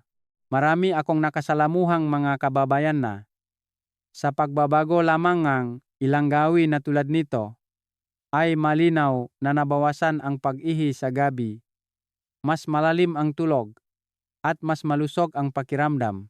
Hindi na kailangan ng komplikadong gamot. Kailangan lang intindihin ang sariling katawan at alagaan ng tama. Ngunit bukod doon, may isang napakahalagang bagay na kailangan ninyong tandaan.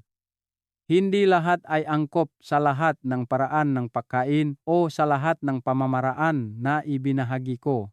Mayroong mag-aakaso na kung hindi tama ang paggamit ay maring magdulot ng discomfort o hindi epektibo. At upang maiwasan ninyo ang mga hindi kinakailangang bagay na iyon, sa susunod na bahagi ay mas detalyado kong ibabahagi kung sino ang hindi dapat gumamit ng mga paraan ng paggamit ng sibuyas na ito upang makapili kayo ang pinakaligtas at pinakaangkop na paraan para sa inyong katawan. Mga minamahal kong kababayan, dito naman ay gusto kong sabihin sa inyo ng taos puso na kahit gaano pa kabuti ang sibuyas, kahit gaano pa ka-epektibo ang mga paraan na ibinahagi ko sa marami, mayroon pa ring mga kaso na hindi dapat gumamit o kailangan itong ayusin upang maging angkop. Hindi ito para kayo ay mag-alala, kundi para mas lubos nating maunawaan ang ating katawan, iwasan ang mga hindi kinakailangang discomfort. Naalala ko ang isang ginang na mahigit 60 taong gulang na narinig sa mga kakilala na mabuti ang sibuyas kaya't araw-araw ay pilit siyang kumain kasama na ang hilaw. Ngunit pakalipas ngang ilang panahon, nakaramdam siya ngang discomfort sa tiyan at minsan ay nagkaroon pa ngang pamamaga ngang tiyan na hindi siya makatulog. Nang dumating siya sa akin, ibinahagi niya na dati ay mayroon na siyang mahinang tiyan at madalas sumasakit ng bahagya. Nakikita ninyo, kahit mabuti ang sibuyas, mayroon itong counting stimulating effect lalo na kapag kinain ng hilaw. Para sa mga may mahinang tiyan, sensitibong lining ng tiyan, kung hindi tama ang paraan ng pagkain, ay hindi lang hindi makakatulong kundi mas magpapataas pa ang discomfort. Kaya't kung mayroon kayong kasaysayan ng sakit sa tiyan, gastritis, o madalas na pamamaga ng tiyan, mas mainam na unahin ang mga mas magaang paraan tulad ng pinakuluang sibuyas o sibuyas na sabaw. Iwasan ang pagkain ng hilaw. Isa pang grupo na madalas kong ipinapaalala ay ang mga kababayan na may mababang presyon na dugo. Marahil marami ang hindi nakakapansin, ngunit ang sibuyas ay may epekto na nakakatulong sa pagpapaluwag ng daluyan ng dugo, nakakatulong sa mas mahusay na sirkulasyon ng dugo.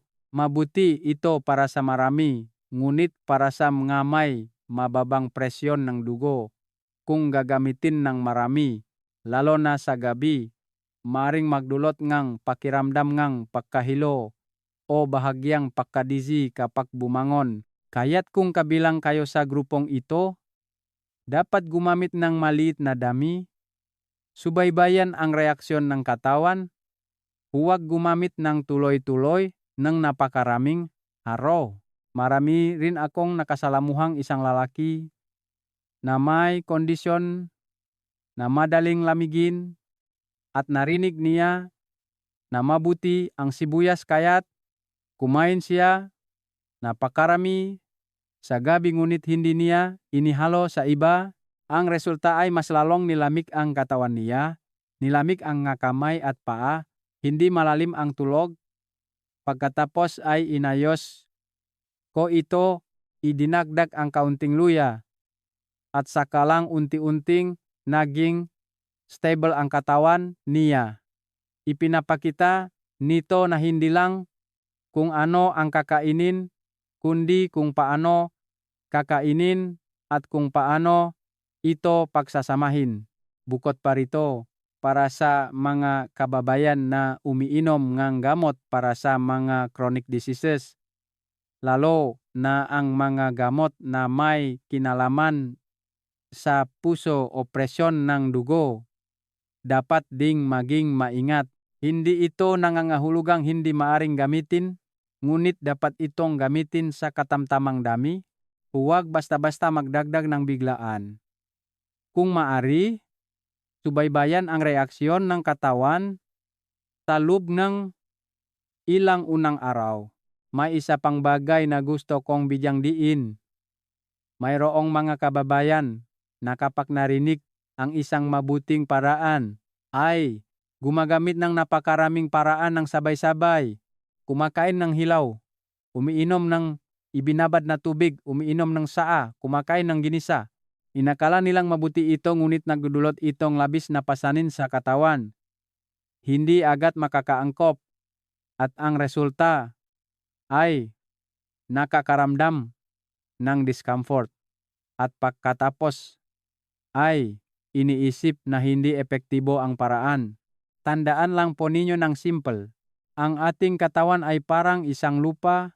Upang lumago ang halaman, kailangan itong alagaan ng regular.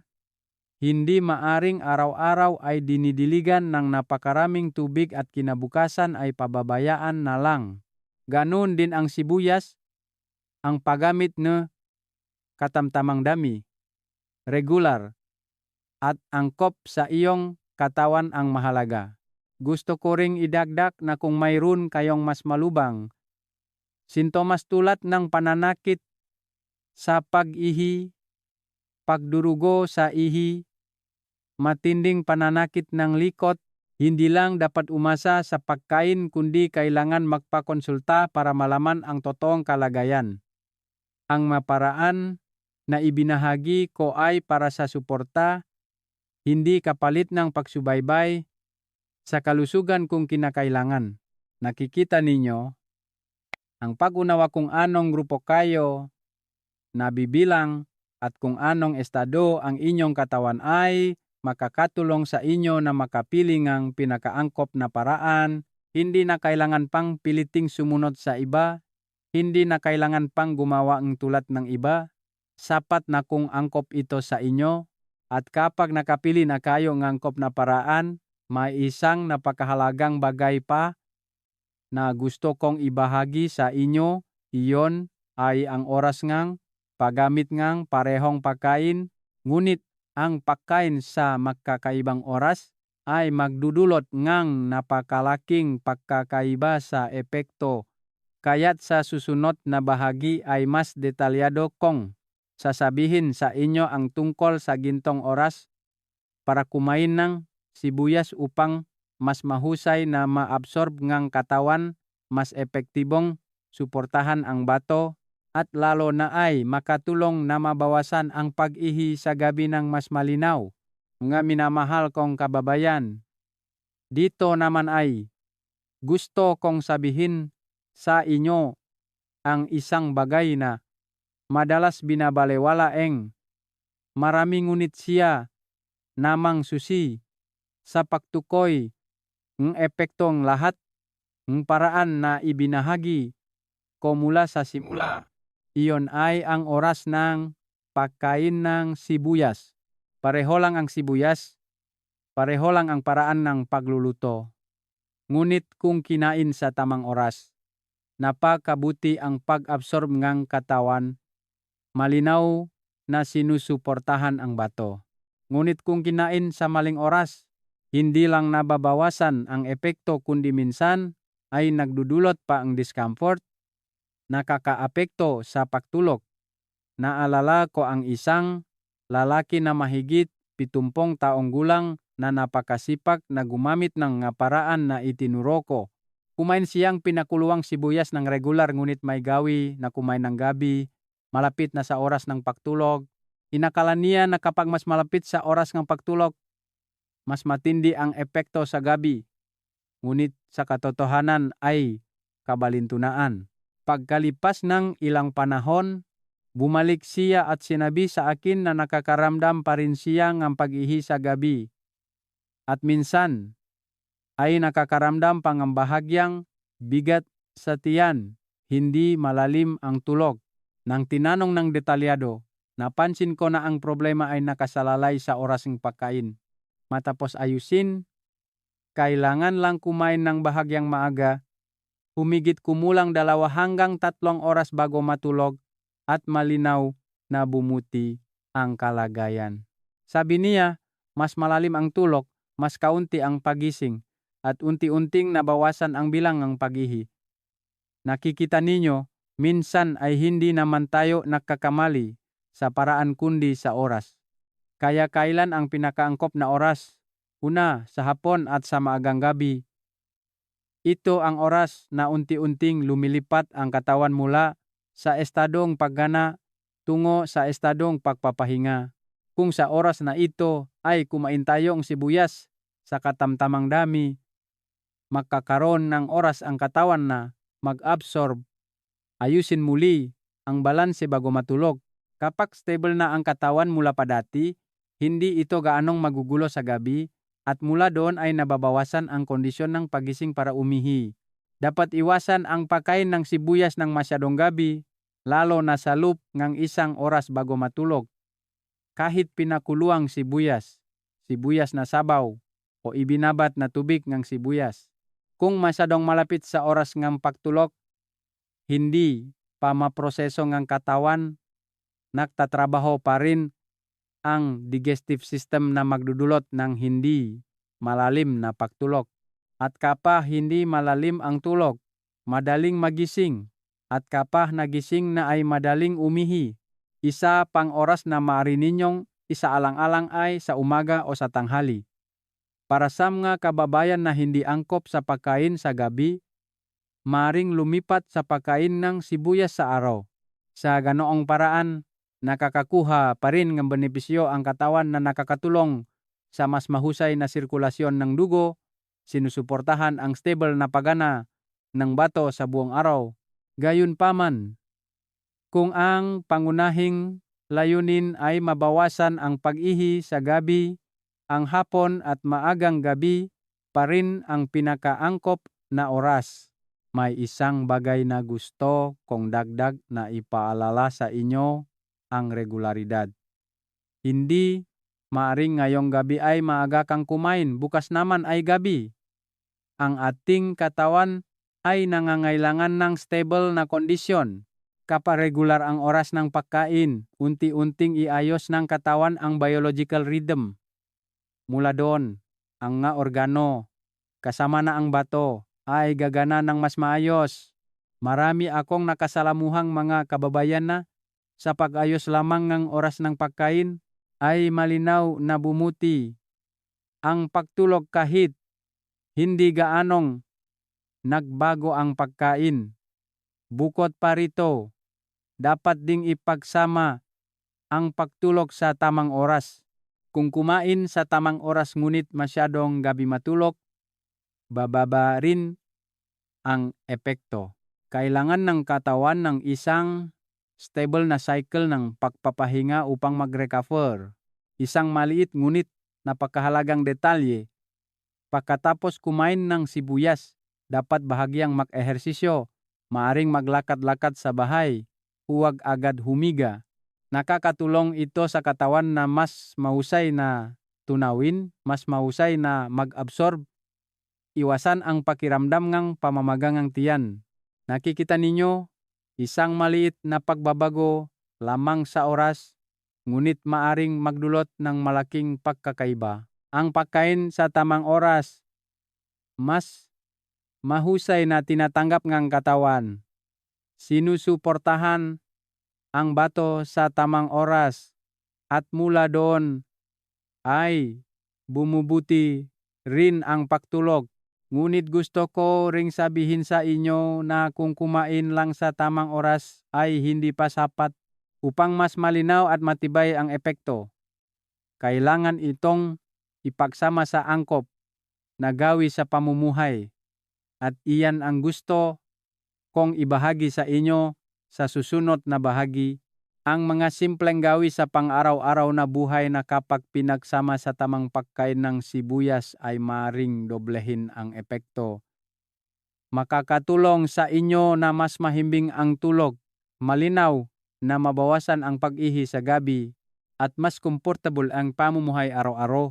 Mga minamahal kong kababayan, dito naman ay gusto kong ibahagi sa inyo ang isang bagay na sa loob ng maraming taon ng aking propesyon. Napansin kong kasing halagang tamang pagkain o sapat na pagkain. Iyon ay ang mga maliliit na gawi sa pang-araw-araw na buhay. Ang mismong bagay na tila napaka-normal na ito kapag pinagsama sa tamang pagkain ng sibuyas ay maaring magdulot ng malinaw na pagbabago at maari pa ngang doblehin ang epekto na hindi ninyo inaasahan. Naalala ko ang isang lalaki na mahigit 70 taong gulang, napakasipak na kumain ayon sa mga tagubilin. Regular din siyang kumain ng sibuyas sa tamang paraan, ngunit sa simula ay hindi gaanong bumuti ang resulta. Nang tinanong ko ng mas detalyado, nalaman ko na may gawi siyang umupo lang pagkatapos kumain ng hapunan at nanonood ng TV ng matagal. Halos hindi gumagalaw. Matapos ko siyang payuhan na baguhin lang ang isang maliit na bagay, iyon ay ang pagkatapos kumain, ay bahagyang maglakat-lakat ngang humigit kumulang 10 hanggang 15 minuto, hindi na kailangan ng matinding ehersisyo. Sapat na ang paglalakad sa bahay at dahan-dahang pahinga. Pagkalipas ngang ilang linggo, Bumalik siya at sinabi sa akin na ang pinakamalinaw na pagkakaiba ay ang pagtulog. Mas malalim ang tulog niya, mas kaunti ang pagising, at malinaw na nabawasan ang bilang ng pag-ihi sa gabi. Nakikita ninyo, isang napakaliit na pagbabago lamang ngunit nakatulong sa katawan na mas mahusay na mag-absorb, mas mahusay na tunawin. At mula doon ay mas gumaan ang pasanin ng bato sa gabi. Isa pang gawi na palagi kong ipinapaalala sa inyo ay ang paraan ng pag-inom ng tubig sa araw. Iniisip ngang marami na mas maraming tubig ang inumin. Mas mabuti para sa bato, ngunit sa katunayan, ang mahalaga ay hindi kung gaano karami ang inumin kundi kung paano inumin. Dapat uminom ng tubig ng regular sa araw, hatiin sa maraming maliliit na beses, at unti-unting bawasan ang dami ng tubig sa gabi. Nakakatulong ito sa katawan na iproseso ang tubig sa araw, hindi ito maipon sa gabi. Sa ganoong paraan, hindi mapapagod ang bato sa gabi at mababawasan din ang bilang ng pag-ihi. Marami akong nakasalamuhang isang ginang nasa pagbabago lamang ng gawi sa pag-inom ng tubig, hindi na kailangan pang baguhin ang napakarami sa pagkain, ay malinaw na bumuti ang kondisyon ng pag-ihi sa gabi. Sabi niya, dati ay nauhaw siya tuwing gabi kaya uminom siyang marami. Ngayon ay hinahati niya ito sa araw at sa gabi ay umiinom lang ng katamtaman kaya mas mahimbing ang tulog niya. May isa pa akong gustong ibahagi. Ang gawiang pagtulog sa tamang oras. Maaring simple ang pakinggan ito, ngunit sa katotohanan ay napakahirap para sa marami. Kapag natutulog tayo sa tamang oras, iaayos ang katawan ang biological rhythm. Ganun din ang bato. Malalaman nito kung kailan kailangan magpahinga, kailan kailangan gumana. Sa kabaliktaran, kung masyadong gabi matulog o irregular ang oras, ang katawan ay palaging nasa magulong estado. Walang oras ang bato na magpahinga ng maayos, na nagdudulot ng kaguluhan sa pagregulat ng tubig at ang pag-ihi sa gabi ay nagiging hindi maiwasan. Marami akong nakasalamuhang mga kababayan na sa pagtulog lamang ng bahagyang maaga at mas regular ay malaki ang nabawasan sa bilang ng pagising sa gabi. Hindi na kailangan ng gamot, hindi na kailangan ng komplikadong paraan, kailangan lang ayusin ang rhythm ng pamumuhay. Isa pang gawin na napakahalaga ay ang panatilihing mainit ang katawan, lalo na ang bahagingang tiyan at likod sa gabi. Maraming kababayan ang hindi nakakapansin tuwing lumalamig ang panahon na hinahayaan nilang lumamig ang katawan, lalo na kapag natutulog. Nagdudulot ito ng pagkokontrata ng daluyang ng dugo, mas hindi epektibo ang paggana ng bato. Kailangan lang panatilihing mainit ng bahagya. Magsuot ng sapat na damit, iwasan ang direktang pagtama na electric fan sa katawan ay makatulong na sa katawan na maging mas stable. Marami akong nakita na sa pagpapanatili lamang ng mas mahusay na init ay malinaw na bumuti ang pagtulog. Bukod dito, napakahalaga rin ang pagpapanatili ng komportableng pakiramdam. Maraming kababayan ang bago matulog ay madalas mag-isip ng marami, nag-alala, nagiging stress. Kapag hindi nagre-relax ang isip, nahihirapan din ang katawan na makapagpahinga ng malalim. At kapag hindi malalim ang tulog, kahit kaunting stimulus lang ay magdudulot sa atin na magising at umihi. Maaari ninyong subukan ang mga napakagaan na paraan tulad na dahan-dahang pahinga, pakikinig sa isang magaang musika, o simpleng pag-upo ng payapa sa loob ng ilang minuto bago matulog. Kapag huminahon ang isip, mas madaling darating ang pagtulog. Nakikita ninyo, walang komplikado. Ang lahat ay mga maliliit na bagay, napakalapit Ngunit kapag pinagsama-sama natin mula sa tamang pagkain ng sibuyas, sa tamang oras, hanggang sa bahagyang pag-ehersisyo, tamang pag-inom ng tubig, pagtulog sa tamang oras, pagpapanatili ng init, at pagpapanatili ng komportableng pakiramdam, unti-unting magbabago ang katawan. Hindi ito agad-agad na pagbabago sa loob ng 1 o 2 araw. Ngunit sa loob lamang ng ilang linggo, magsisimula na kayong makakita nga pagkakaiba. Mas malalim ang tulog, mas kaunti ang pagising, unti-unting nababawasan ang bilang ng pag-ihi. At ang pinakamahalaga ay ang pakiramdam ng gaan at ginhawa pagising sa umaga. At kapag nakarating na tayo dito, gusto kong bumalik tayo sa simula upang balikan ang lahat ng ating pinagdaanan, upang makita na minsan ang nga maliliit na pagbabago lamang ay sapat na upang mapanatili ang kontrol, ang kapayapaan sa mga taon ng katandaan. At iyan din ang ibabahagi ko sa inyo sa huling bahagi. Mga minamahal kong kababayan, kung naalala pa ninyo sa simula, nagsimula tayo sa isang napakapamilyar na pag-aalala. Ang mga gabing kailangan gumising ng paulit-ulit, ang gatulog na nahati-hati, at ang pakiramdam ang pagkapagod pagising pa lang ng umaga. Marami sa atin ang nag-iisip na normal lang iyon sa katandaan na hindi ito maiwasan. Ngunit pagkatapos maglibot-libot kasama ko, marahil ay naramdaman na ninyo ang isang bagay, hindi lahat ay dahil sa edad. Marami akong nakasalamuhang mga kababayan na nag-alala rin noon, tinanggap din noon. Ngunit sa pagbabago lamang ng ilang maliliit na bagay, mula sa paraan ng pagkain, paraan ng paggamit ng sibuyas, hanggang sa oras ng pamumuhay, ay nagsimula nang mag-respond ang katawan sa isang napakaibang paraan, hindi maingay, hindi biglaan ngunit malinaw. Mayroong mas malalim ang tulog, mayroong mas kaunti ang pagising sa gabi, mayroong pagising sa umaga, at mas magaan ang pakiramdam.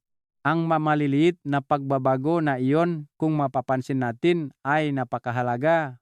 Ang gusto kong ipaalala sa inyo ay hindi isang paraan na kailangan mong gawin, kundi isang paraan ng pagtingin na ang ating katawan ay may kakayahan pa ring ayusin ang sarili. Kailangan lang natin itong mas intindihin, mas alagaan ng bahagya. Ang sibuyas ay isang napakalapit na halimbawa, isang bagay na available sa kusina, hindi mahal, hindi kakaiba, ngunit kapag ginamit ng tama, sa tamang oras, ito ay nagiging isang tahimik na kaibigan na unti-unting tumutulong sa katawan na balansehin muli ang sarili. Ngunit ang pinakamahalaga sa lahat ay ang pagiging matiyaga at pagiging banayad sa sarili. Hindi na kailangan pang baguhin ang lahat sa isang araw. Kailangan lang ngayong araw ay kumain ng bahagyang maaga, uminom ng tubig sa tamang paraan, matulog ng bahagyang regular, at bukas ay magdagdag pa ang kaunti. Sa ganoong paraan, unti-unting magbabago ang katawan.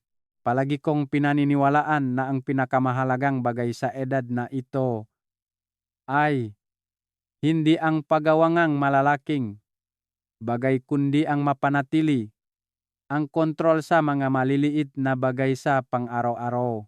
Makatulog ng mahimbing, gumising na may magaan na katawan, makapaglakad ng matatag, malaking kaligayahan na iyon. At kung ngayong araw ay gumigising pa rin kayo sa gabi, nag-alala pa rin sa inyong pagtulog, sana ang mga ibinahagi natin ay maging malit na mungkahi para subukan ninyong magbago, subukan ninyong mas makinig sa inyong katawan. Sino ang nakakaalam? Baka isang maliit na pagbabago lamang ay makatulong na mapanatili ninyo ang payapang gabi at mas magaan na umaga sa mga susunod na araw.